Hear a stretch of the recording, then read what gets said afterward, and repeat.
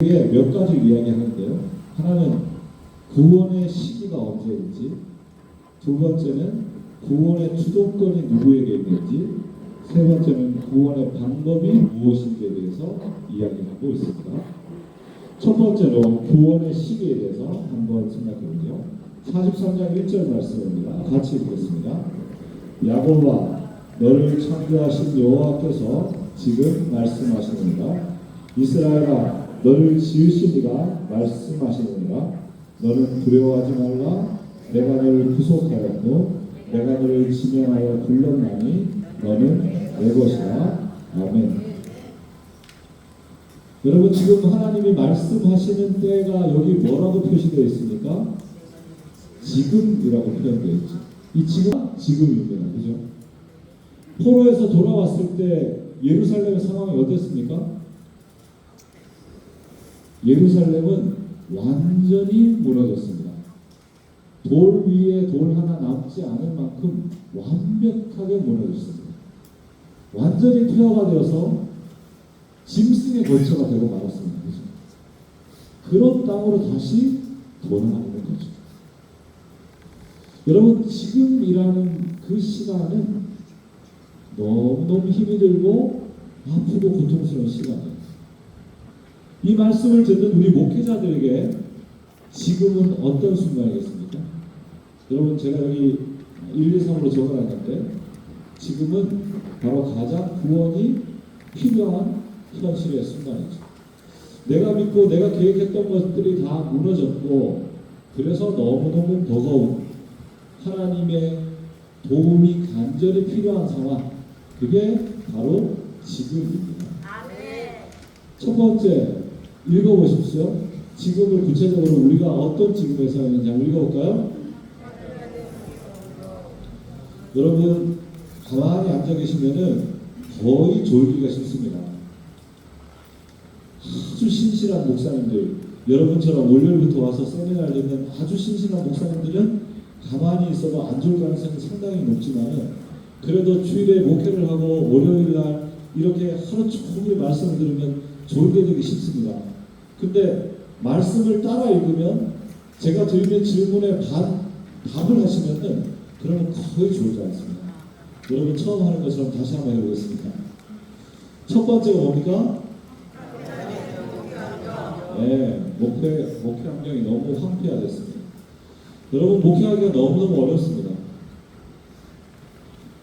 대한예수교 장로회 통합 측에서 노모천 교회 1835개를 대상으로 8월 달에 설문조사 결과를 발표했습니다. 그 설문조사 결과에 노모천 교회가 겪고 있는 어려움이 뭡니까? 이랬을 때 세 가지 얘기했습니다. 첫 번째는 교인들이 너무너무 나이가 자꾸 듭니다. 두 번째, 교인이 자꾸 줄어듭니다. 왜냐하면 계시는 분 중에 마을을 떠나는 사람도 많고 거기다가 또 세상을 떠나 천국으로 가는 분도 많고 새로 들어온 사람은 적으니까 교회는 자꾸 줄어듭니다. 그 다음에 세 번째, 교회 규모와 재정도 자꾸 줄어듭니다. 이 세 가지를 얘기했습니다. 그리고 답한 분들한테 물었습니다. 본인 교회가 등록교인 40명이 넘습니까? 안 됩니까? 라고 물었는데 답한 농어촌 교회 목사님들의 63%가 우리는 40명이 안 됩니다. 라고 말했습니다. 그 중에 10%는 우리는 10명도 안 됩니다. 라고 말했습니다.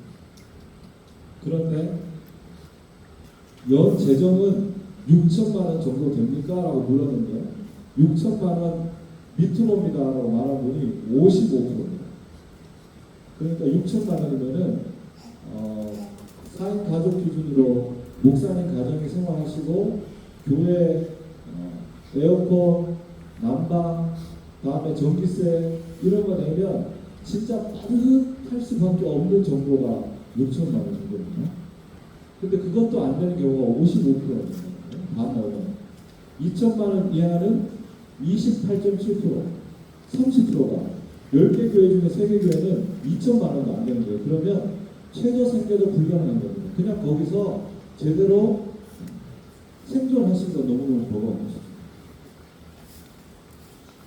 이 목사님들한테 앞으로 교회 전망이 어떻습니까? 라고 물어봤습니다. 55%가 비관적입니다. 이렇게 말했습니다. 근데 여러분 놀라운 게 뭔지 압니까? 비관적이라서 당신은 그 교회를 떠나고 싶습니까? 라고 물었는데 51.4%가 아니요, 나는 하나님이 주신 이 교회를 떠나지 않겠습니다. 라고 말했습니다. 이 설문조사는 우리에게 아주 중요한 사실 두 가지 알려주는데요. 하나는 우리가 처해 있는 목회 현실이 생각보다 훨씬 더 힘들고 어렵다는 사실을 그대로 보여줍니다.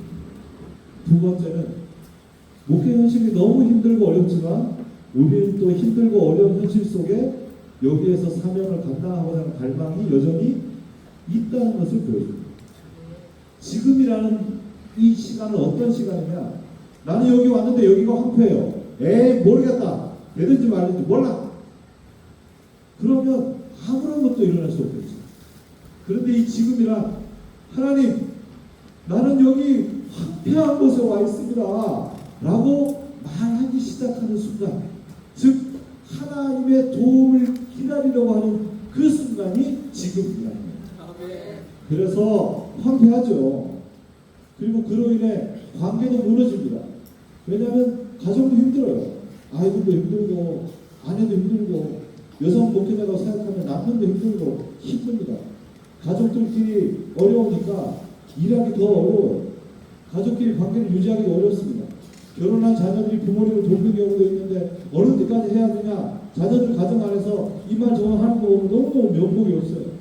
그것도 그만하라고 말할 수도 없어요. 그런 상황 속에 목회하니 참 관계가 어렵죠.